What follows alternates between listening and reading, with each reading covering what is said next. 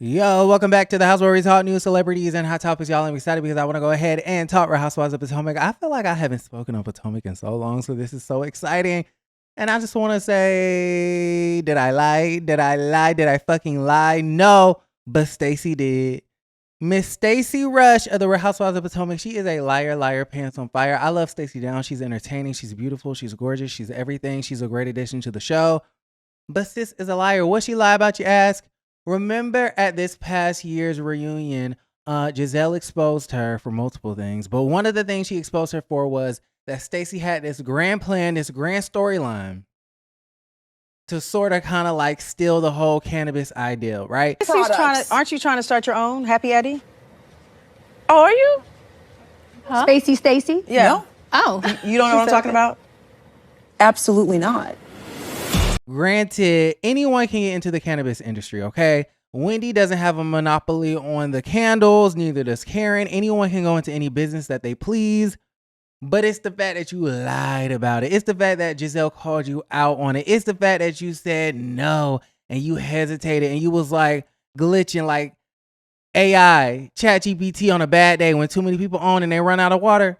Yeah, that's how you was acting, Stacey. And now all of a sudden on this good Juneteenth, you want to go to Instagram talking about your new cannabis line? You are the first black woman in Virginia to come out with a cannabis line. Stacey Rusch on Instagram, y'all. It's called Shayo cannabis weed. She got one that's called Rise. It's blood orange, pomegranate, and then she has one called Rest, which is berry vanilla. Look at this. Look at it. Stacey.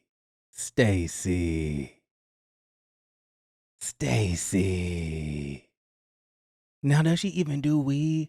Stacey doesn't even give me the type that's into drugs. Now, a lot of people are like, well, maybe she just didn't want to announce it yet. Well, now that it's announced, you might as well be honest about it. Take control back. You know, take the narrative back. Take that narrative back. And now we see you a liar, pants on fire. And speaking of Stacey lying, I knew Stacey was a liar. But this just further solidifies my thinking in the fact that I feel as though she did pay TJ. I feel as though that entire relationship was fake. I feel like she's pulling a Kenya Moore. Remember, Kenya Moore came in with that fake relationship with Walter. Granted, they did have a real relationship years prior, but on that season 5 of Real Housewives of Atlanta, they were not together. And the only reason why they appeared together on that season is because the producers were not really going to give her a peach if she didn't have a love interest. And so she called up her ex-boyfriend, her ex-fling, Walter, and was like, hey, play my boyfriend. And then she started going crazy when she started talking about engagements. And Walter was like, this is not what I signed up for. And so he went on to Frankie and Wanda in Atlanta, Georgia, and told the real tea, saying that it was a fake relationship and it was for TV. So Stacey took that playbook and played it for this past season of Real Housewives of Potomac. And she's really studying Kenya because remember, I feel like it was that same season or the following season where I believe it is the same season. Remember, you know, Phaedra Parks wanted to do the donkey booty, workout videos. And I believe they called it Fine Body, right? She ended up calling it Fine Body.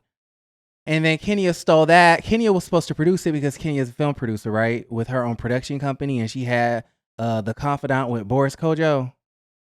Okay, yeah, y'all remember that?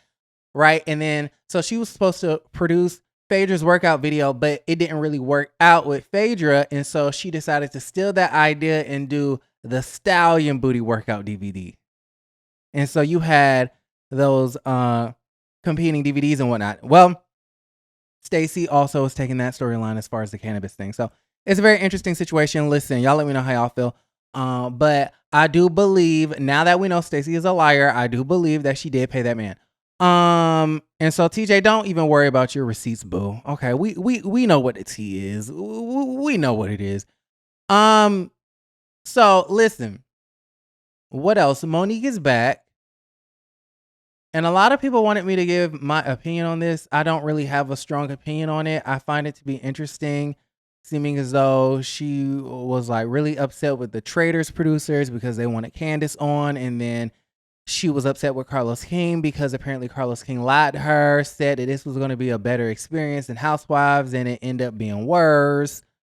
And I believe she said that she would never do reality television again. And I kind of told MoNique through y'all that I don't know what she's expecting from reality television, but what these producers want is drama. They want a juicy storyline. They want something sensational. And so if you are not going to play into the sensationalism of it all, then maybe reality television isn't your thing. And yet we are here where she is now a friend of the show. And I believe she went onto Instagram and basically said, you know, she's a new person. She's a different person. She has a different perspective. And so now she's back. And she recently shot a scene with her used to be nemesis, Giselle Bryant. So it's going to be really interesting to see how they fare. I'm excited. I am excited about the situation. I'm disappointed that Ashley is still there, but you know, we can't have it all. Y'all let me know how y'all feel about everything. Like the video, subscribe to the channel, and don't forget to create a great day. Bye.